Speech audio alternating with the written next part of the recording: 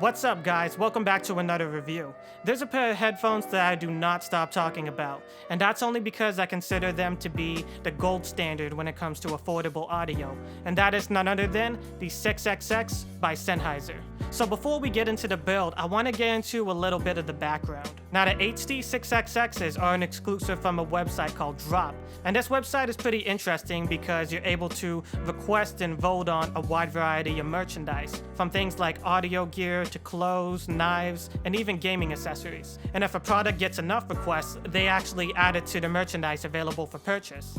Drop is very famous in the audio community for making all kinds of critically acclaimed products. The Sennheisers included, and even my HD6XX headphone amp, which is an absolute beast by the way. Now the HD6XX is a modern revision of the HD650, which came out in 2003, which were very popular for both casual listening and mixing and mastering.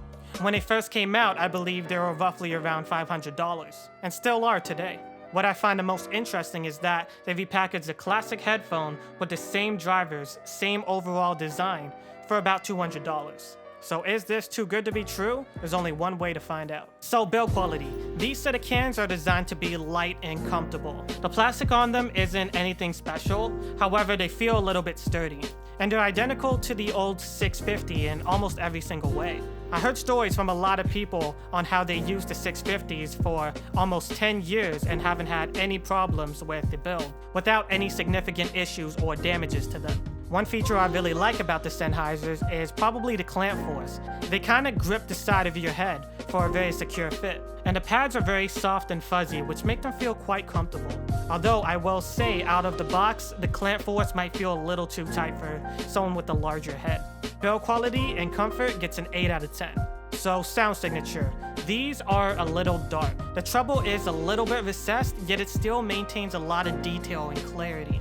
I never felt like anything was necessarily missing when I put these on. Classical instruments still sing very nicely, and rock music maintains the energy of its hi-hats. There's just a little more emphasis on the mid-range and the bass. The absolute best element of these headphones is definitely that lush mid-range. Vocals are just so full and intimate. The clarity is absolutely impeccable. If I were to describe the listening experience, it feels like you're in the studio behind the mic of the singer and you have your band spread out through the sides. I personally really enjoy vocals, so I really like this aspect. I listened to The Sun by Yao Naeem, and she just has this really dreamy and wonderful voice. I found myself easily getting lost within the music, although I will say the mids can be a little bit too overwhelming at times. I found this mainly being a problem with mono recordings where the singer is right up against the mic.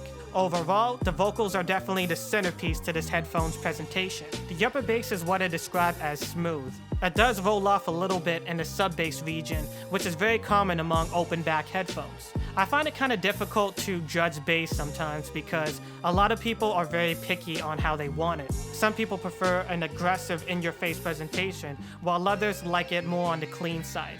The response to these is more on the cleanly side, which is definitely my preference. Now there is something I really wanted to talk about, and that is the timbre.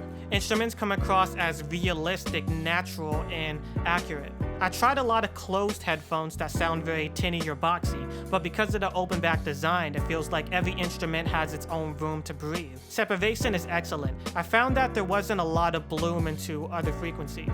Imaging is stellar. When a vocalist is slightly off center, the Sennheisers do a really good job of picking that up. Also, if you listen to The Game of Love by Daft Punk, there's this one synth that goes from one ear to the other and back to the center. And I found that they did a really good job at replicating that effect. Honestly, the only significant drawback that I see is that these headphones do not soundstage all that well. The HD6XX provides a reference quality sound that is still fun enough for casual listening depending on which amplifier you hook it up to. My personal choice was the THX789, which is a very clinical and cold sounding amplifier. In combination with the Sennheisers, I was presented with a sound that made it easy for me to pick out the flaws in a recording. On the other hand, I heard if you use these with a tube amplifier, then you get very different results, which makes these headphones a little bit of a chameleon. Hooking these up to a tube amp might give you the warmth and the color that you might be looking for. In conclusion, these have absolutely no right to sound this good for $200. Sound quality and the overall score gets a 10 out of 10 for me. I mean seriously, this is as good of a headphone as you'll ever need. especially if you're not interested in going into the $300 to $500 range. These are now my daily drivers, and I am very impressed. If you're interested in getting into hi-fi audio, this is as good of an entry point as you'll ever need. Alright, I hope you guys enjoyed this video. I know it's a little bit longer than normal, but I had a lot to say about these headphones. Thank you for watching, and feel free to hit like and subscribe. Peace.